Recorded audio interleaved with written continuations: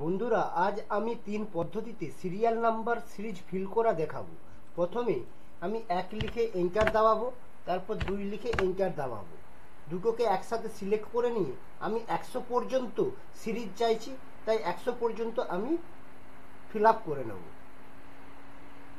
দেখুন, আমার 100 পর্যন্ত সিরিজ ফিল হয়ে গেছে। এরপর আমরা দ্বিতীয়তে আবার 1 লিখে এন্টার দাবাবো। আমি 1 সিলেক্ট করব, তারপর আবার 100 পর্যন্ত আমি নিয়ে নেব। এখানে দেখুন অটো ফিল অপশান রয়েছে, ক্লিক করব, ফিল সিরিজে ক্লিক করে দেব।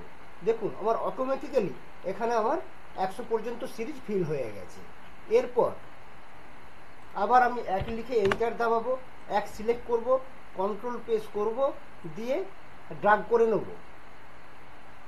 দেখুন আমার 100 পর্যন্ত সিরিজ